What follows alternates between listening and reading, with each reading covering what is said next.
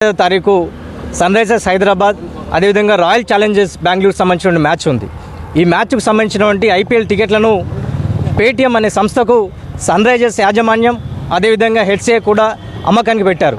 దాదాపు 36,000 టికెట్లు అరగంట వ్యవధిలోనే అమ్ముడుపోయాయని చెప్పి ఇదే హెచ్సిఏ అదేవిధంగా సన్ రైజర్స్ ఫ్రాంచైజీ ప్రకటించింది. వాస్తవానికి అరగంట వ్యవధిలో 36,000 టికెట్లు అమ్ముడుపోవడం అనేది చాలా విడ్డూరమైన విషయం. దీన్ని గతంలోనే మేము పూర్తిగా దీన్ని విభేదిస్తూ అనేక సందర్భాల్లో కూడా దీన్ని ఎండగట్టినటువంటి విషయం ఉంది.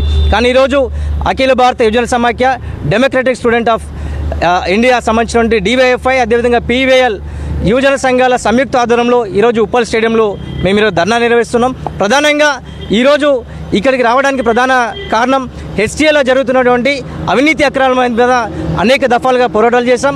వాటికి సంబంధించి ఈ ఐపీఎల్ సంబంధించినటువంటి ఏదైతే టికెట్ల పారదర్శకతలో ఏదైతే మార్పులు వస్తున్నాయో వాటికి సంబంధించి ఒక నివేదిక ఇవ్వమని చెప్పి మేము హెచ్సిఏ ప్రెసిడెంట్కి ఈరోజు ఒక మెమోరాండం ఇవ్వడానికి వచ్చాం. కానీ హెచ్సిఏ ప్రెసిడెంట్ పూర్తిగా నిమ్మకు నీరెట్టినట్లు వివరిస్తున్నాడు. పూర్తిగా ఆయన అక్రమాలకు పాల్పడుతున్నాడు అనేది ప్రగాఢంగా మేము నమ్ముతున్నాము. దానిలో భాగంగానే ఈరోజు ఏదైతే టికెట్లకు సంబంధించి గోల్మాల్ జరుగుతుందో వీటి మీద పూర్తిగా విచారణ జరపాలని చెప్పి రాష్ట్ర ప్రభుత్వాన్ని మేము కోరుతున్నాము.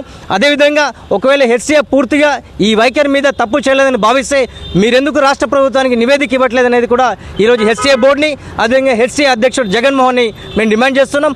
వాస్తవానికి ఈ ఐపీఎల్ సంబంధించిన మ్యాచ్కు సంబంధించి పూర్తిగా 4,700 టికెట్లు హెచ్సిఏ మేనేజ్మెంట్కి వచ్చిందని చెప్పి ఈరోజు విశ్వసనీయ సమాచారం దొరుకుతుంది.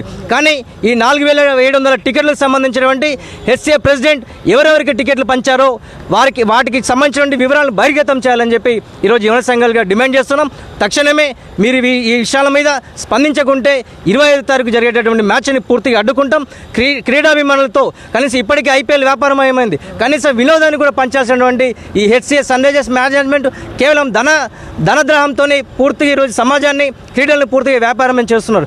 దీన్ని ఖచ్చితంగా యువన సంఘాలుగా మేము అడ్డుకుంటాం.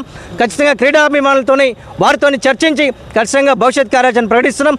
రేపు రాష్ట్ర వ్యాప్తంగా అన్ని యువన సంఘాల ఆధ్వర్యంలో దీన్ని పెద్ద ఎత్తున కార్యక్రమాల్లో పత్రికా సమావేశం ఏర్పాటు చేస్తామని చెప్పి ఈ సందర్భంగా తెలియజేస్తాం.